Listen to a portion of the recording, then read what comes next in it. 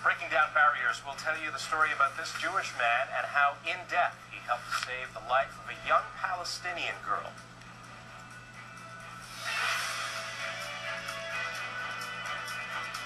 From CTV News, this is Canada AM with Beverly Thompson and Marcy Meehan. Definitely, yeah. Thank you very much for joining us. My pleasure. Thanks for having me on. Up next on Canada AM, we'll tell you the incredible story of 2 organ donations and how they're affecting peace.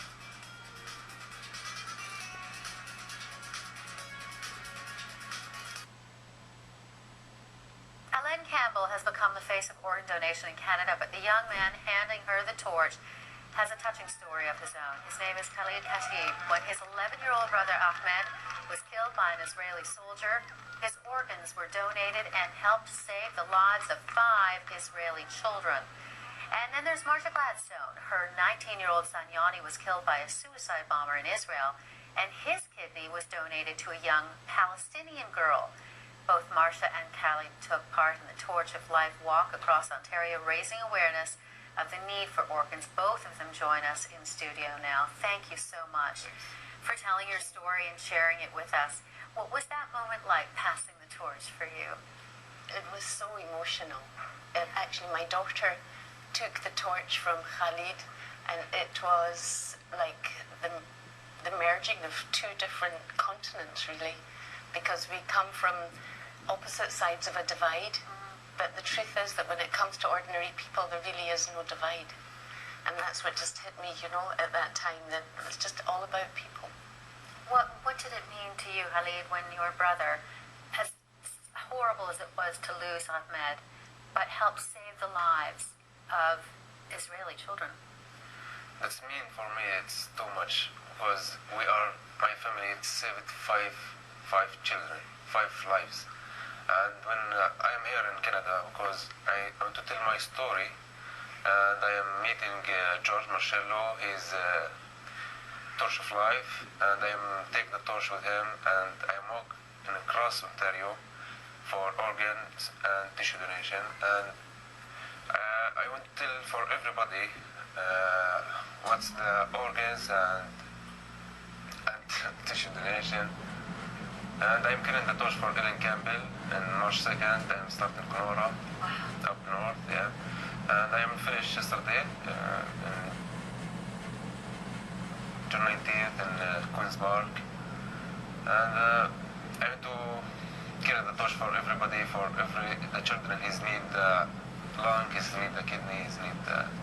It's organ donation and tissue donation, as you say, but it's also the bridging of 2 regions that have been in such dire straits for people not ever getting along, people wondering how this is ever going to happen. Tell me about Yanni and his desire. Yanni was a very special young man.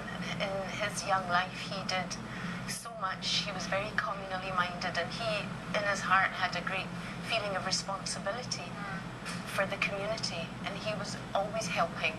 He even worked, he was the youngest volunteer ever on our Glasgow Jewish Burial Society, which was just unheard of, a boy of 17, 18 doing that kind of thing.